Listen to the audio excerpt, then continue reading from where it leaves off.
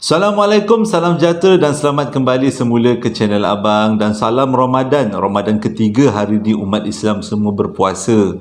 Jadi ada yang beritahu ke Abang dalam komen video yang lepas rupanya tepung pelita dengan kuih taku adalah benda yang berlainan. Abang ingat mati-mati benda yang sama. Jadi sebelum Abang lanjut kepada cerita hari ni, Abang nak ceritakan dua kisah dan agak panjang cerita kali ni. Sebelum tu Abang nak promosi sekali lagi bagi siapa-siapa yang berminat nak pakai baju yang sama dan ya dengan apa yang Abang pakai sekarang nak dijadikan cerita, iaitu baju yang Abang design sendiri, bolehlah tekan pada link yang Abang sediakan di bawah. Dan juga sebelum tu Abang nak bagi tahu, hari tu Abang belikan kopiah untuk anak buah Abang, kopiah kait daripada satu Instagram. Ini bukan paid review tau. Ini Abang saja nak bagi tahu. Lepas tu Abang tengok dia punya kaitan dia bagus, dia punya kait kopiahnya bagus. Jadi siapa-siapa yang nak dapatkan kopiah kait, boleh dapatkan dekat kat sini, lebih kurang lah dekat sini ke.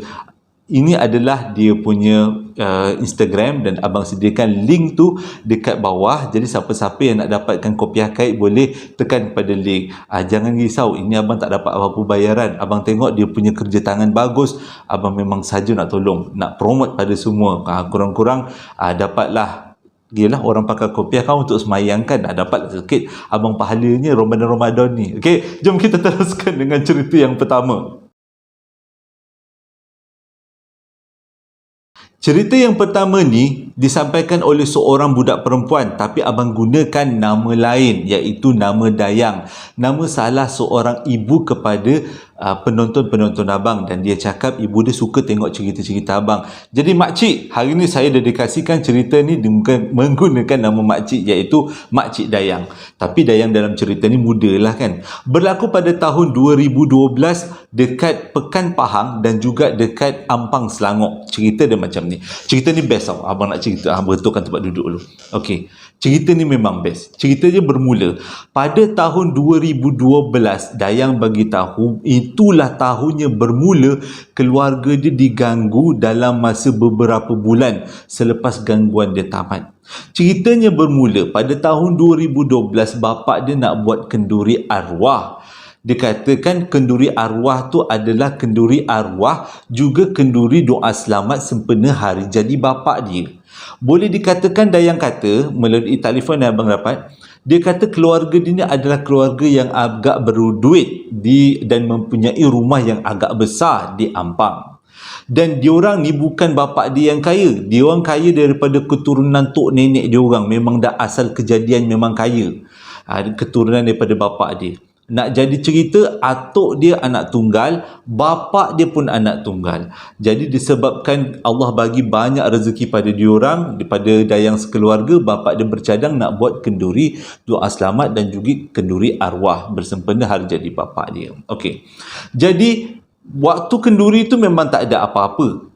3 hari sebelum kejadian kenduri itu berlaku satu peristiwa yang menjadi titik mula kepada cerita yang Abang nak ceritakan ni. Memang unik cerita ni. Kalau korang dengar daripada mula sampai habis, memang betul-betul macam dalam filem. Abang dengar macam, wah, ada rupanya cerita macam ni kat Malaysia. Macam ni cerita dia. Jadi 3 hari sebelum kenduri ni, nak jadi cerita ni, Dayang ni adalah budak kolej pada waktu tu, umur dia baru 20 tahun. Pada tahun 2012.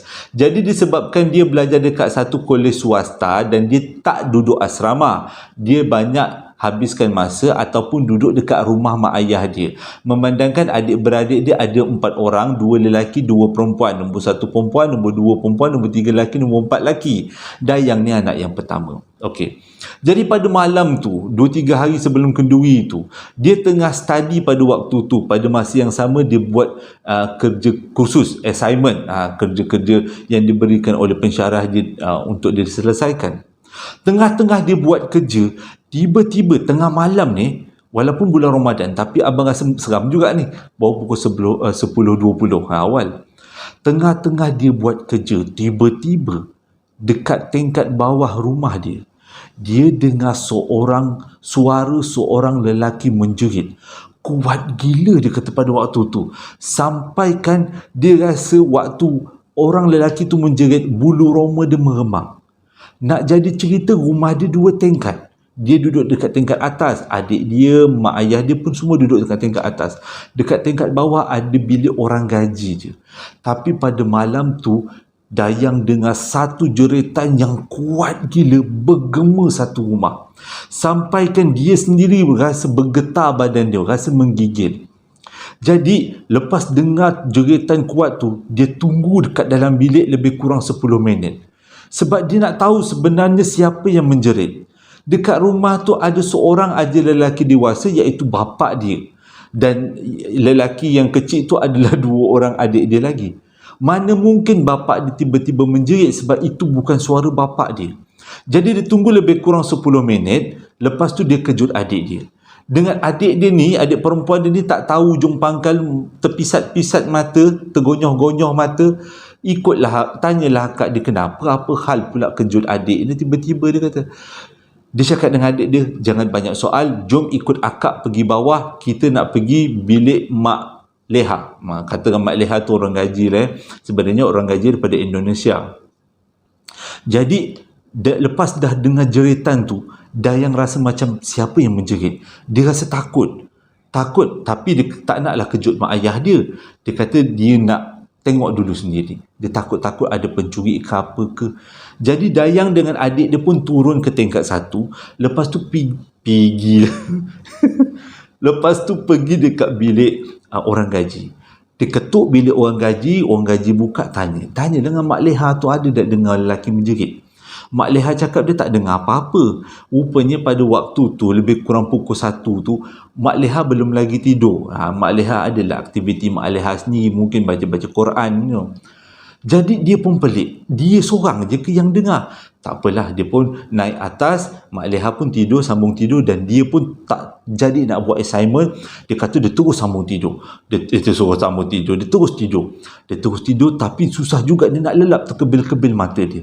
Sebab dia tak tahu sama ada dia betul-betul dengar ataupun hayalan dia. Kalau betul-betul dia dengar suara tu, suara lelaki siapa lelaki tu? Takkan bapak dia. Dia sempat juga sebelum balik ke bilik dia cek pintu bilik bapak dia, memang berkunci. Takkanlah bapak dia menjerit. Tak adalah. Dia pun cubalah lelap-lelapkan mata. Akhirnya dia dapat tidur. Tapi cerita ni, keseraman ni bermula lanjut pada hari esoknya. Malam besoknya bukan Dayang pula yang kena, tapi adik dia yang kena. Adik dia yang perempuan ni. Tiba-tiba dia orang tengah tidur dalam bilik 2 orang. Adik dia tiba-tiba kejut dia. Kak bangun kak. Dayang pun terkejutlah kenapa adik dia tiba-tiba macam muka pucat lesi.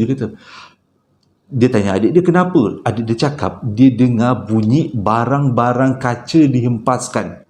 Kerempang dihempaskan ke lantai, dan semua bunyi itu berasal daripada tingkat 1. Jadi tak tangguh-tangguh, Dayang pun percaya dengan apa yang adik dia cakap, sebab dia dah dengar orang menjerit sehari sebelum tu, malam yang sebelum tu. Ini malam kedua. Jadi dia cepat-cepatlah bawa adik dia pergi dekat bilik adik lelaki dia yang 2 orang. Dia buka bilik adik lelaki dia, adik lelaki dia dua-dua masih tidur. Lepas tu dia pergi bilik bapak dia. Dia pergi bilik bapak dia, dia ketuk. Lepas tu dia cakap dengan bapak dia yang adik dia ni ketakutan sebab dengar ada orang pecahkan kaca, pasu-pasu, pinggan-pinggan, mangkuk, dengar benda tu pecah dari tingkat 2. Bapak dia pun takut kalau benda ni berpunca daripada orang merompak. Jadi mak bapak dia keluar daripada bilik bersama Dayang dan adik perempuan dia pergi ke tingkat bawah. Bapak dia siap-siap bawa kayu belantan, takut-takut ada perompak bolehlah dia popok sekali kan. Jadi bila sampai kat tingkat bawah, buka semua lampu, memang tak ada apa-apa. Tak ada satu sebiji kaca pun yang jatuh.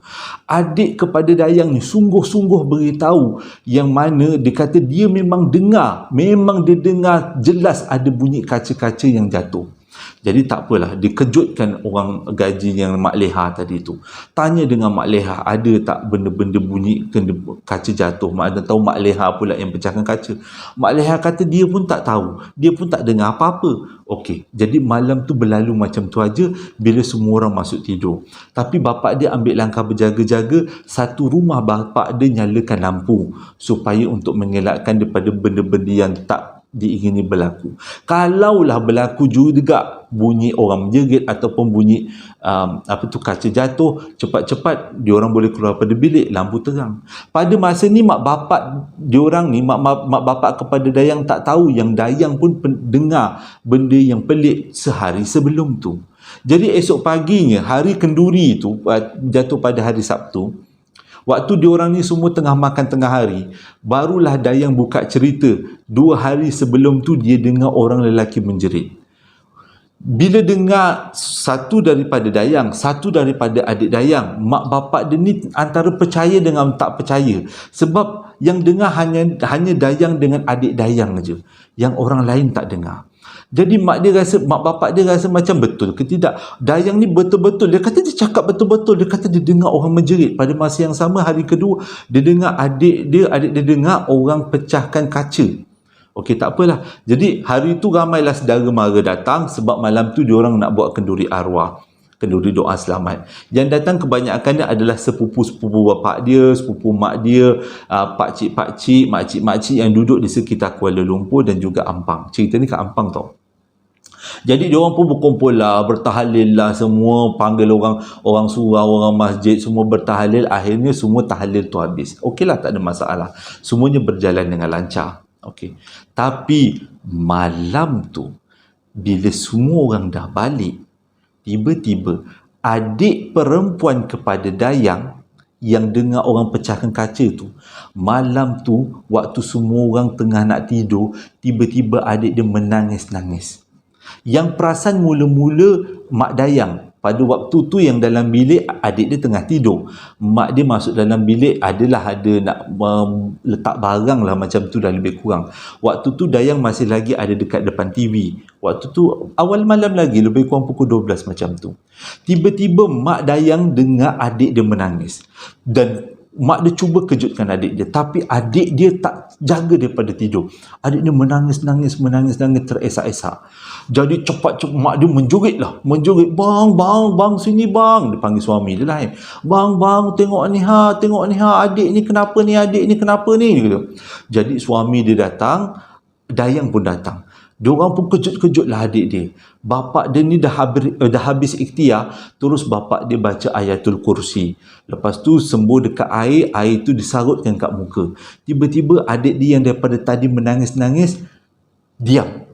Tapi adik dia buat satu statement yang semua orang tak faham. Apa hal? Korang tahu adik dia cakap apa? Tolonglah, adik dia dalam adik dia tak sedar tu. Tolonglah, betulkanlah rumah aku. Rumah aku dah buruk, aku sedih. Rumah aku dah buruk, aku sedih. Betulkanlah rumah aku. Waktu adik dia cakap tu, mak bapak dayang dengan dayang blur tau. Apa hal pula, rumah mana? Tapi bapak dia anggap mungkin adalah rumah kampung. Rumah kampung diorang yang terletak dekat yang letak dekat Pekan Pahang. Jadi bapak dia baca lagi ayatul kursi, baca lagi selawat Nabi, mak dia pun sama, dayang pun sama, dan akhirnya adik dia terjaga daripada tidur. Pada waktu tu adik dia terpinga-pinga, kenapa pula mak bapak ada baca Yasin dekat dia, bapak dia, mak dia, akak dia pun. Waktu tu dayang tengok muka adik dia macam penat sangat. Jadi bapak dia tanya, ada tak adik dia mimpi apa-apa? Adik dia cakap dia hanya mimpi dekat dalam satu hutan. Dia berdiri dekat tengah-tengah hutan. Dan dekat tengah hutan tu dia kata macam ada pondok, dia kata ada rumah. Tapi dah roboh lah. Dah setengah daripadanya dah roboh, dah tak macam rumah. Tapi macam ada bekas tapak rumah. Pelik. Ketiga-tiga orang ni pelik. Dayang pelik, mak bapak dia pun pelik. Rumah mana dimaksudkan? Memang tak tahu. Jadi esok pagi, jadi malam tu berlalu macam biasa. Bila berlalu macam biasa, besok paginya tiba-tiba bapak dia buat satu tindakan yang agak drastik. Waktu dia orang tengah sarapan, bapak dia cakap dia nak bawa dayang dan adik-beradik lelaki dia dan juga mak dia untuk balik ke kampung asal bapak dia, iaitu dekat Pekan Pahang. Sebab dia kata macam ada benda yang tak kena. Rupanya selama beberapa minggu sebelum kenduri doa selamat tu, bapak dia sendiri diganggu dengan kelibat seorang lelaki mundar-mandir dalam rumah. Itulah puncanya kenapa bapak dia nak buat kenduri doa selamat dan juga kenduri arwah. Mulanya bapa diingat itu adalah mungkin arwah atuk nenek moyang yang dulu. Jadi mungkin disebabkan itu dia nak buat kenduri arwah. Tapi bila ditambah dengan anak sulung dia dayang dengar orang menjerit lelaki, yang bapa dia pun nampak bayang-bayang lelaki, lepas tu adik dia yang perempuan pula dua kali satu kena histeria, menangis-nangis dalam tidur, yang kata suruh betul-betul kat rumah, yang satu pula lagi adik dia dengar bunyi kaca pecah dekat dalam rumah. Jadi pagi tu bapa dia buat satu tindakan drastik, apa kata jom kita balik kampung bapa nak siasat lah dengan cerita nak tengok rumah-rumah kampung, nak tengok rumah kampung diorang. Sebab rumah kampung tu dah lama ditinggalkan, sebab bapa dia anak tunggal, atuk dia pun anak tunggal. Jadi nak tahulah, mungkin ada benda-benda yang tak kena ke, ada hutang yang tak selesai ke, ataupun tanah yang menjadi rebutan keluarga ke. Jadi diorang kena balik kampung dekat Pahang untuk bongkarkan apa benda ni. Waktu tu dayang jadi excited, dia kata, sebabnya ini dah macam satu misteri keluarga yang tak terpecahkan. Dia cerita dekat abang waktu tu, semangat dia cerita. Dia kata nanti abang mesti terkejut dengan ending dia. Ending dia sangat pelik, dia kata. Sangat luar biasa. Dan itu adalah rahsia kepada keluarga dia orang. Yang tadi tu abang cerita adalah bahagian yang pertama, apa yang berlaku dekat rumah dia dekat Ampang. Walaupun cerita ni tak berapa seram, tapi abang rasa macam macam filem macam cerita ni. Waktu Dayang cerita kat abang sekarang ni, Dayang dah umur 30 lebih lah, dia kata. Dah umur 30, dah ada beranak penak dah, dia kata dia dah kahwin dah, dan cerita tu pun dah selesai. Okey, abang ceritakan Ni masih lagi tahun 2012. Jadi lepas bapa dia buat keputusan nak balik kampung dekat Pahang tu pun, anak-anak dia pun semua ikut lah. Mak Dayang semualah ikut. Jadi bila drive lah kereta daripada Ampang sampai ke Pekan Pahang. Sampai dekat Pekan Pahang pun, diorang semua tak menginap dekat rumah pusaka atuk nenek moyang diorang. Sebabnya rumah tu dah agak uzur. Lepas tu rumah tu pula memang diperbuat daripada papan, sepenuhnya papan. Belakang tu adalah batu-batunya. Maksudnya setengah papan, setengah batu. Cuma rumah depan tu rumah papan. Jadi bapak dia kata lebih baik kita tidur dekat rumah nenek sedara kepada Dayang, iaitu adik sepupu kepada arwah atuk dia. Sepupu arwah atuk dia. Rumah depan je, dia kata tak jauh pun, rumah depan je. Jadi bila duduk dekat rumah tu, bapak dia cakapkanlah hasrat nak buat kenduri arwah malam besok. Dia kata malam besok rupanya bapak dia dah berpakat-pakat dengan nenek saudara Dayang ni. Dia kata nak buat kenduri dekat rumah nenek saudara ni. Nenek saudara ni pun okey lah, tak ada masalah pun. Okay. Buat kenduri arwah kan, kenduri doa selamat memang bagus. Tapi sempat juga Dayang pasang telinga, apakah puncanya bapak dia nak buat kenduri arwah. Rupanya sebelum bapak dia balik kampung, sempat juga bapak dia kirim-kirimkan kepada kawan dia dengan yang ustaz. Bapak dia sempat juga minta kawan dia yang ustaz, kawan bapak dia ni, buatkan garam dengan lada hitam ke lada sulah, lebih kurang, untuk pagar rumah, untuk pagar rumah kampung, dia kata. Jadi bila dah sampai kat kampung tu, dia dah beritahu dengan nenek saudara pada Dayang nak buat kenduri arwah. Pada masa yang sama Dayang pun terdengarlah nak dipagar rumah. Jadi dalam hati Dayang, dia kata mungkinlah apa yang berlaku, kejadian-kejadian yang pelik yang berlaku dekat rumah diorang dekat Ampang tu adalah berpunca daripada rumah kampung pusaka yang ada dekat Pekan tu. Jadi disebabkan itu bapak dia nak buat kenduri arwah untuk bagi sedekah-sedekah ke arwah-arwah yang patut, untuk bagi supaya dirahmati Allah, dan juga nak pagar rumah kampung tu supaya keadaan lebih selamat, kan. Ada macam-macam alasan untuk pagar rumah. Jadi selang 2 malam tu kenduri arwah lah dekat rumah nenek saudara Dayang ni. Jadi disebabkan kenduri arwah tu dibuat dekat rumah nenek saudara dia ni, ramailah saudara mara lain yang datang, terutama sepupu, 2 pupu, ramailah saudara mara belah bapak dia ni datang ke kenduri tu. Jadi dapatlah Dayang jumpa dengan saudara mara yang dia jarang jumpa, sebab bapak dia anak tunggal, atuk dia anak tunggal. Jadi lebih banyak kepada sepupu, 2 pupu, 3 pupu yang dia jumpa tu, yang dia jarang jumpa. Jadi selepas habis kenduri doa selamat tu malam tu, ada beberapa saudara mara kepada bapak Dayang ikut bapa dayang ke rumah depan, iaitu rumah tok nenek moyang dayang, katanya nak buat pagar rumah. Jadi cepatlah pagarlah. Okey, dah pagar semua, malam tu tak berlaku apa-apa. Lepas pagar tu okeylah, pagar tu lebih kurang pukul 12 lah macam tu. Lepas pagar tu diorang semua baliklah ke rumah depan, rumah nenek saudara dayang ni. Jadi sambil-sambil dah habis pagar tu, minum-minum kopi, borak-borak sebab dah lama tak jumpa dengan saudara mara lah kan. Okey, jadi malam tu bapa dayang ingat dan dayang sendiri ingat semuanya dah settle, dah tak ada masalah. Rupanya malam tu berlaku satu lagi peristiwa yang menakutkan, iaitu lebih kurang pukul 2 pagi tiba-tiba mak dayang, waktu tu mak dayang tak boleh semayang katanya. Mak dayang tiba-tiba menjerit-jerit, dia menjerit cakap apa? Engkau salah, dia kata. Itu bukan rumah aku. Kau salah. Kau betulkan rumah aku. Kau betulkan rumah aku. Sebelum aku hancurkan semua. Aku dah jaga korang daripada zaman dulu sampai sekarang. Betulkan rumah pun kau tak nak. Kau tak nak jaga aku. Mak dia menjerit-jerit macam tu. Lagilah bapak dia pening. Apa hal pula ni? Rumah mana pula? Sebab dia kata itu je rumah yang ada depan rumah nenek dia, yang dia pagar tu lah rumah keturunan, rumah pusaka. Mana ada rumah lain lagi? Jadi cepat-cepatlah saudara mara panggil lah imam-imam kampung tu yang pandai buat menawar-nawar ni, pulihkanlah mak dia ni. Jadi dalam waktu nak pulihkan tu, adalah seorang perubatan Islam tu, imam lah, dia kata Datuk Imam, berborak lah dengan mak dayang. Waktu tu dayang dengar, dia kata macam, tak sangka, dia kata selalu dia tengok cerita ni dalam movie, kali ni depan-depan. Dia kata mak dia tak adalah sampai terbang-terbang, meloncat-loncat, tak ada. Mak dia cuma tertunduk-tunduk sambil menangis-nangis, sambil merong-merong, menjerit-jerit. Sempatlah juga ahli perubatan tu berborak dengan mak dia ni, sebenarnya apa yang benda tu nak. Rupanya yang masuk dekat dalam badan mak dia ni adalah benda yang sama masuk dekat dalam badan adik dayang waktu dekat Ampang hari tu.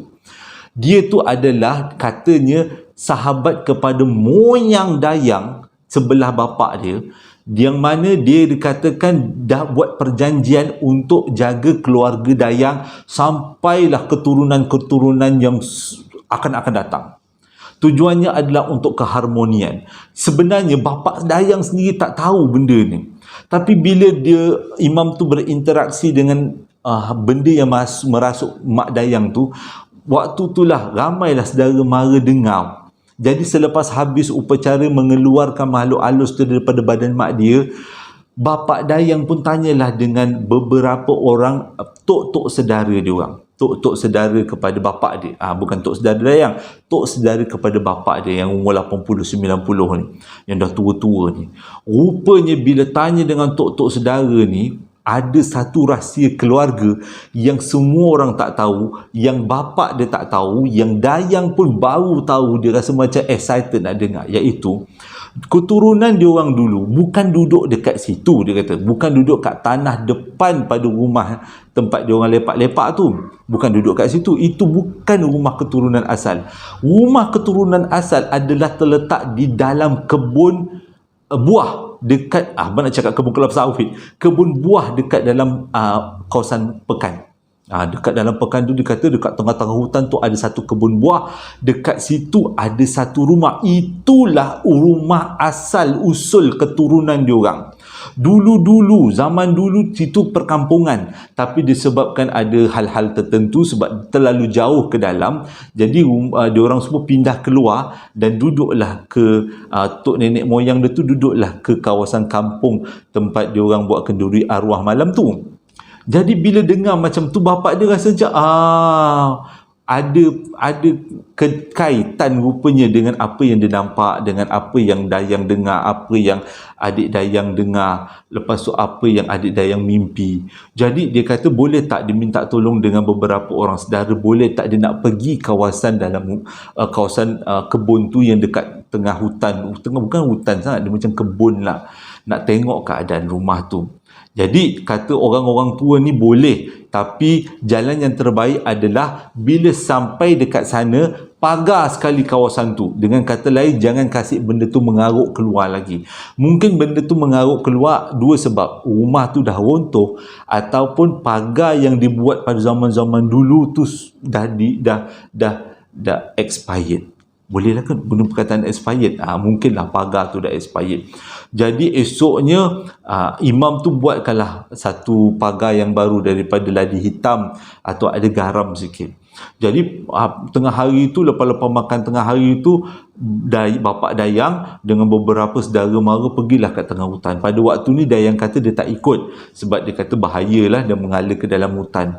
Tapi bila bapak dia balik, bapak dia cerita rupanya dekat dalam kebun, dekat dalam hutan tu ada kebun buah-buahan, ada buah manggis, buah rambutan, buah durian, dan di tengah-tengah kebun tu memang tak tahu, bapak dia pun tak tahu tentang kebun tu. Rupanya kebun saudara keturunan dia punya kebun, dan dekat tengah-tengah tu ada satu rumah. Tapak je lah, rumah tu dah hampir runtuh lah. Dia kata ada bekas-bekas kayu didirikan seolah-olah macam rumah.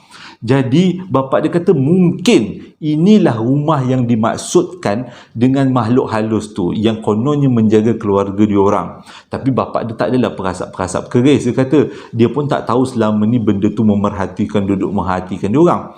Jadi bila dah sampai dekat tapak tu, bapak dia cerita dia orang pun buatlah solat hajat dekat situ, dekat tapak tu, bersih-bersihkan kawasan tu, solat hajat diketuai dengan salah seorang saudara dia orang, yang saudara dia tu adalah imam juga, tahfiz, dan buat solat hajat, ada solat-solatlah kat situ, solat sunat. Lepas tu kawasan tu dipagar oleh ustaz tu dengan garam dan juga ladi hitam yang dia dah sediakan. Dan habis pagar tu, dia orang pun keluarlah daripada kawasan tu. Memang tak jadi apa-apa, dan bila keluar barulah Dayang minta bapak dia ceritakan, barulah bapak dia ceritakan. Dan sejak daripada tu memang tak ada lagi gangguan-gangguan yang diorang alami satu keluarga. Cuma ada kalanya adik kepada Dayang selalu bermimpi ada orang datang katanya daripada rumah tu datang melawat ke rumah dia orang kat Ampang. Dia kata seorang pakcik tua jalan terbongkok-bongkok. Jadi dia kata asalkan keluarga dia orang tak diganggu dengan bunyi mengilai ke apa benda ke, alhamdulillah, dan semua benda kembali kepada normal. Tak ada gangguan-gangguan lagi sejak daripada hari itu. Abang dengar cerita ni kan tekun. Abang siap cakap, Dayang, apa kata Dayang yang buat YouTube? Abang Jo rasa Dayang ni lagi hebat daripada abang bercerita. Macam tu lah. Lepas tu tergelak-gelak Dayang masa tu. Jadi ini adalah antara cerita yang pelik, walaupun tak seram tapi pelik abang dengar. Okey, tamat cerita yang pertama. Ni cerita yang kedua. Ni kira sambungan lah kan. Okey, tamat bahagian cerita yang pertama. Cerita yang kedua disampaikan oleh seorang budak lelaki kepada abang melalui email. Cumanya yang abang rasa macam terteka-teka, bilakah peristiwa ni berlaku? Berlaku dekat Kulai Johor. Tapi abang tak nak gunakan nama lelaki, abang gunakan nama perempuan, iaitu nama Ramlah. Katanya nama Ramlah adalah nama salah nenek ke emak kepada penonton abang. Dia kata minta abang gunakan nama Ramlah. Jadi hari ni abang tunaikan hasrat dia. Walaupun cerita asalnya disampaikan oleh seorang budak lelaki. Ceritanya pelik. Ceritanya macam ni. Kisah ni dia kata berlaku dekat Kulai. Pada waktu tu dia masih lagi tingkatan 5 kalau tak silap. Tingkatan 5 kurang lah. Dia lebih, waktu tu dia tingkatan 5. Cumanya peristiwa ni berlaku sejak daripada dia tingkatan 1. Okey, kita balik waktu dia tingkatan 1. Ramlah ni dapat tawaran, dapat belajar dekat satu asrama penuh. Kalau tak silap abang, MRSM kat Melaka. Dan dia kata dia tak duduk dengan mak ayah dia sebab pada waktu tu mak ayah dia ada krisis. Ada krisis kekeluargaan ke, ada krisis ekonomi ke, tak pula dia beritahu pada abang. Tapi dia kata keluarga dia mengalami krisis, jadi mak ayah dia hantar dia duduk kat kampung. Tapi dia tak banyaklah habiskan masa dekat kampung, cumanya kebanyakan masa dia habiskan dekat sekolah sebab dia sekolah MRSM. Cuma dia kalau time-time cuti dia akan balik rumah tok nenek dia, dia akan duduk dekat situ. Ceritanya bermula pada dia waktu tu umur dia 13 tahun, dia masih lagi tingkatan 1. Waktu tu berlaku satu peristiwa yang agak pelik. iaitu depan rumah atuk dia ada rumah yang didiami oleh dua orang tua, suami isteri. Tapi dua orang tua ni sangat kesian. Rumahnya sangat uzur, naik kehijauan rumah dia. Macam naik-naik lumut sebab penuh rumah papan kan. Naik-naik lumut rumah dia. Lepas tu anak-anak dia, walaupun anak-anak dia ramai mengikut kata tok nenek kepada Ramlah ni. Dia kata ramai anak-anak orang depan tu, tapi tak ada seorang pun yang balik nak menjenguk mak bapak dia. Mungkin marah ke, mungkin bergaduh ke apa, mak bapak atuk nenek Ramlah pun tak tahulah kan. Tapi cerita seramnya bermula bila bini kepada atuk tu meninggal. Dan bini atuk tu meninggal dalam keadaan yang sangat tak wajar, tapi tidak diberitahu kepada abang. Sebabnya ada yang percaya si nenek mengamalkan ilmu-ilmu hitam. Ilmu-ilmu yang ada pendamping-pendamping, yang ada saka-saka. Jadi waktu nenek tu nak meninggal agak susah. Dah lama terlantak, akhirnya baru meninggal. Jadi lepas nenek tu meninggal, ramailah juga dia dengar di sekitar kampung tu ada dapat gangguan-gangguan misteri. Tapi selama nenek tu meninggal, tak ada pula Ramlah kata gangguan misteri tu datang ke rumah diorang. Sebabnya atuk kepada Ramlah adalah imam dekat kampung tu.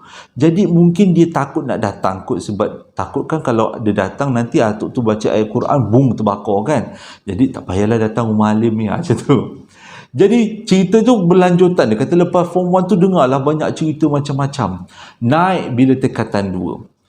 Selama daripada form 1 sampai ke form 2, dekat rumah tu hanya tinggal suami dia seorang-seorang je. Rumah depan nenek dia tu lah, nenek atuk dia tu kat depan tu. Selepas bini dia meninggal, atuk tu tinggal seorang-seorang. Tapi atuk tu ada perangai pelik, iaitu dia suka bercakap seorang-seorang, seolah-olah macam bini dia hidup lagi. Ramai yang kata itulah bahananya bawa makai-makai benda-benda kurafat. Sampai kan dah tak boleh bezakan antara realiti dan juga alam sebelah. Jadi selalulah Ramlah tengok atuk tu bercakap seorang-seorang. Tapi ada sekali tu atuk tu buatkan dia rasa takut gila. Malam tu Ramlah tidur. Dia kata waktu tu cuti tingkatan 2 macam tu. Waktu tu Ramlah tidur seorang-seorang dekat bilik depan. Tok nenek dia tidur dekat bilik belakang. Dia kata rumah kampung dia ni besar, ada 7 bilik. Jadi dia tidur bilik depan. Dan tingkap bilik dia bertentangan dengan rumah misteri yang ditinggali oleh atuk tua seorang tu. Abang dah berbelit. Maklumlah puasa siang tadi. Alasan. Okay. Jadi satu malam tu dia kata, tengah-tengah dia tidur, tiba-tiba dia rasa macam dia tersedar. Mata dia tiba-tiba besar. Mata dia tiba-tiba cergas. Dia tak tahu kenapa. Mungkin dia kata petang tu dia dah banyak kali tidur. Dah banyak tidur. Jadi dia dah tak sedar. Rupanya bila dah tidur siang, malam tu dia akan terjaga. Jadi bila dia dah terjaga, dia pun terkebil. Dia tak tahu nak buat apa.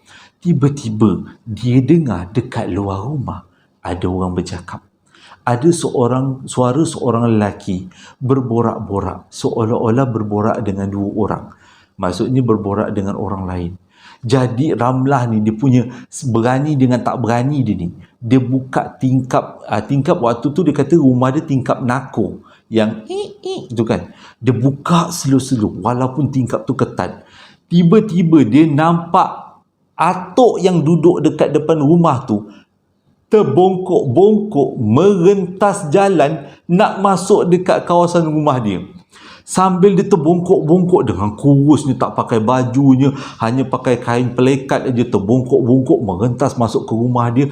Waktu tu Ramlah kata, "Ya Allah, apa hal pula orang tua ni masuk dalam, kau ni menakutkan," dia kata, "masuk pula kawasan rumah aku, cakap seorang-seorang." Jadi Ramlah tengok dia celah lubang yang kecil tu. Ramlah tengok aja ke mana atuk tu pergi. Atuk tu masuk ke kawasan rumah Ramlah, terbongkok-bongkok sambil dia bercakap-cakap. Lepas tu atuk dia ke kiri, tak tahu ke mana. Tapi waktu Ramlah perhatikan tu, walaupun jaraknya agak jauh, dia berdoa, janganlah atuk tu pandang kat cermin, dia tengah mengintai skodeng ni. Tapi tak, atuk tu pergi ke arah ke kiri, hilang, tak nampak ke mana. Lepas tu Ramlah pun tutup tingkap balik, tutup langsir balik, dia sambung tidur. Tapi punyalah susah dia nak sambung tidur, terkebil-kebil, akhirnya tidur juga. Jadi bila dah tidur tu, esok paginya dia bangun, kecoh. Dia waktu tu dia nak sembahyang subuh, dia kata. Dia dengar atuk dia balik daripada masjid. Lepas tu bila atuk dia balik, atuk dia kecoh cerita dengan nenek dia, dundang. Jadi dia pun cepat-cepat semayang, lebih kurang pukul 6.30 waktu tu. Dia kata dah habis solat tu, dia pergi tanya dengan atuk dia, "Tok, kenapa lah bising-bising pagi ni?" Atuk dia cakap, "Orang kampung riuh semua pagi ni berjumpa dengan atuk depan." Ya, depan jiran dia depan dia orang lah.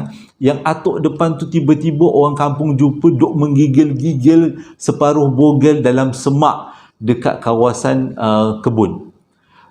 Ada orang yang nampak waktu orang balik waktu orang nak pergi sembahyang subuh, orang nampak dia tergigil-gigil. Lepas tu orang ambil lah dia, tanya lah, "Pakcik ni kenapa duduk sini?" Dia kata dia pun tak tahu kenapa duduk sini, dia pun tak tahu macam mana dia boleh keluar rumah. Jadi bila dengar berita tu, si Ramlah ni pun ceritalah dengan atuk dia. Dia kata malam tadi dia nampak atuk yang kat depan tu, itu bongkok-bongkok berjalan dalam gelap, dengan tak pakai baju, pakai kain pelekat, dan kalau dia tak silap kakinya kaki ayam, maksudnya dia tak pakai kasut.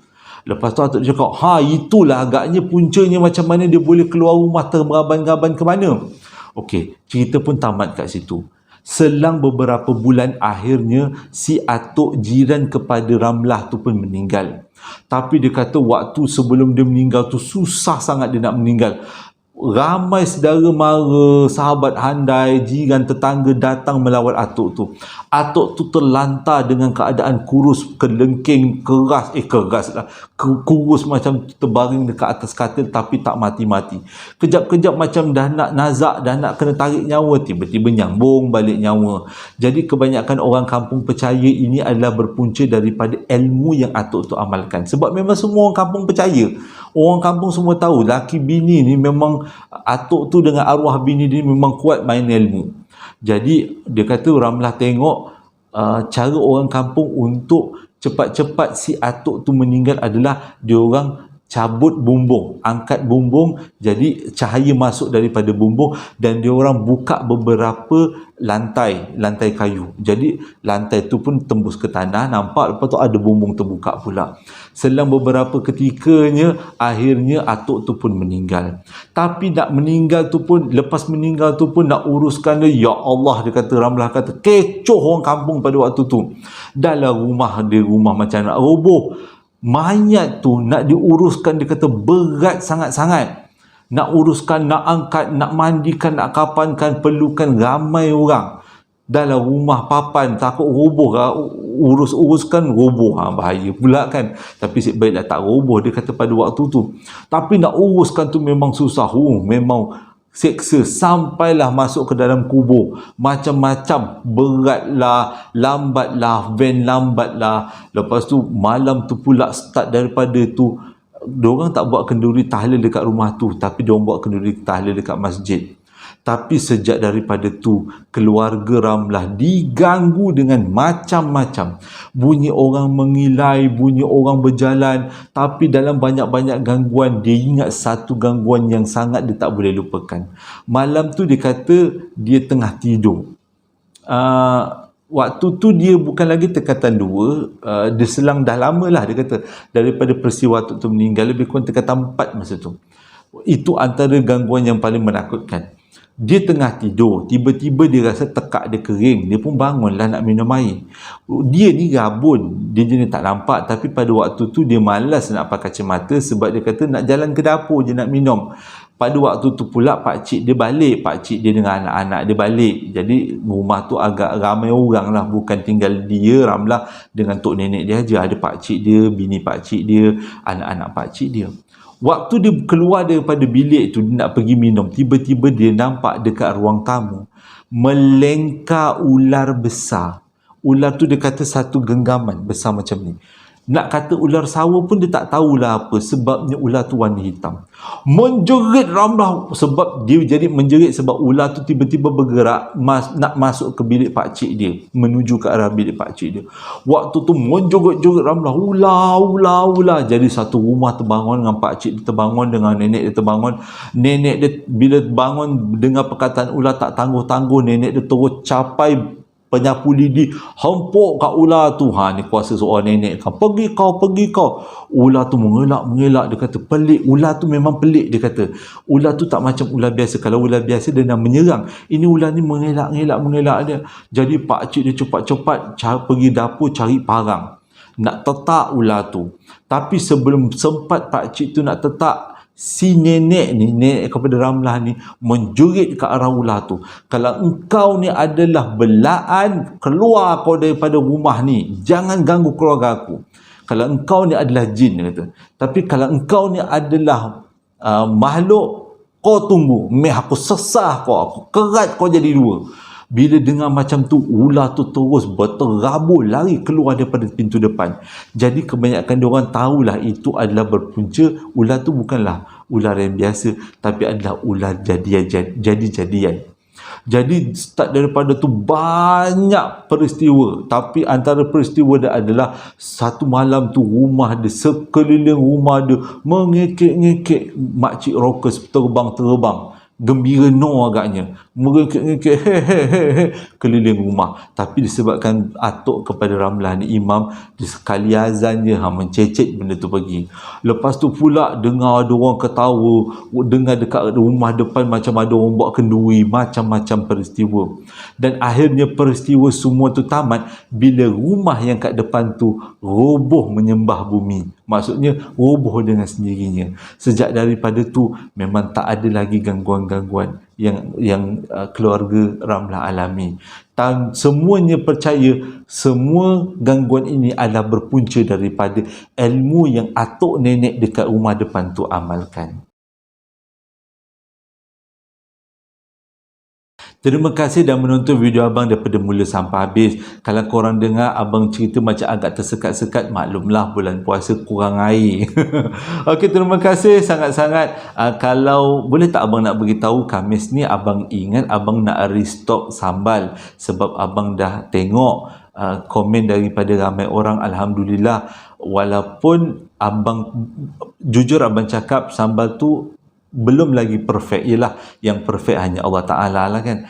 Jadi ramai yang bagi komen seronok dengan sambal yang abang jual tu. Abang harap-harap dengan duit jualan sambal tu dapatlah membantu kawan abang dalam perubatan wang pinggang dia, sebab dia yang cipta sambal tu kan. Okey, hingga berjumpa lagi dalam posting abang yang akan datang. Assalamualaikum warahmatullahi wabarakatuh.